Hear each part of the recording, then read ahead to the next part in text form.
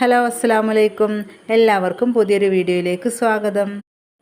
ഇന്ന് നമ്മൾ വന്നിരിക്കുന്നത് ഒരു അടിപൊളി ഗോതമ്പ് ദോശൻ്റെ റെസിപ്പി ആയിട്ടാണ്. വളരെ സിമ്പിളായിട്ട് ചെയ്തെടുക്കാൻ പറ്റുന്നതാണ്. നല്ല സോഫ്റ്റാണ് കേട്ടോ, അതുപോലെ തന്നെ നല്ല ഹെൽത്തിയാണ്.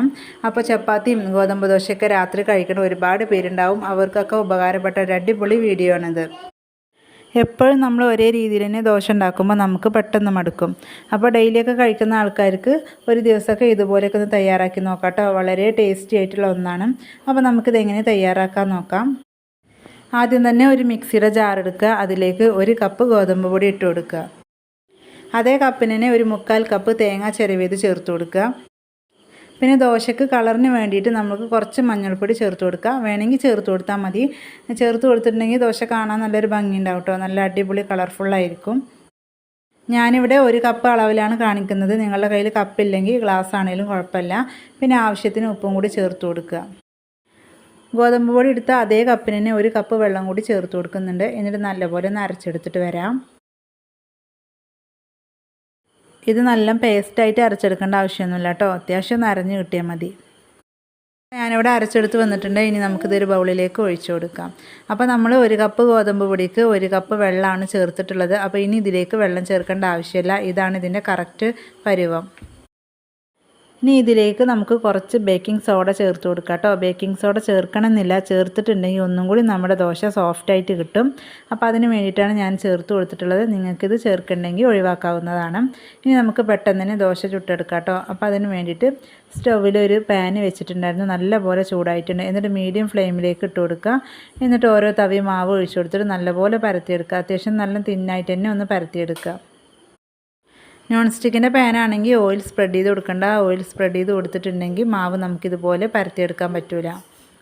ഈ ദോശ ഞാൻ അടച്ച് വെച്ചിട്ടാണ് വേവിക്കുന്നത്. അങ്ങനെ ചെയ്യുമ്പോൾ നമുക്കിത് മറിച്ചിട്ട് കൊടുക്കേണ്ട ആവശ്യമില്ല. പെട്ടെന്ന് തന്നെ കുക്കായി കിട്ടും ചെയ്യും. ഇപ്പോൾ കണ്ടത് ഇവിടെ കുക്കായിട്ടുണ്ട്.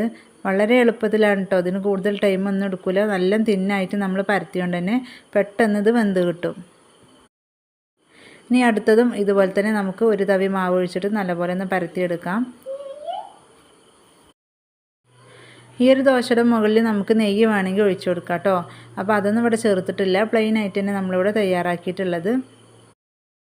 നിങ്ങൾക്കിനി കുറച്ച് ക്രിസ്പി ആയിട്ടുള്ള ദോശയെ വേണ്ടിച്ചെങ്കിൽ നമുക്ക് അടച്ച് വെക്കാതെ വേവിച്ചെടുത്താൽ മതി. എന്നിട്ട് 2 സൈഡും തിരിച്ചു മറിച്ചിട്ട് വേവിച്ചെടുത്താൽ മതി. അപ്പോൾ നല്ല സോഫ്റ്റ് ആയിട്ടുള്ളതാണ് ഞാനിവിടെ തയ്യാറാക്കിയിട്ടുള്ളത്. അപ്പോൾ ഇതും ഇവിടെ റെഡി ആയിട്ടുണ്ട്. നമുക്ക് ഇതും പാനിൽ നിന്ന് മാറ്റാം.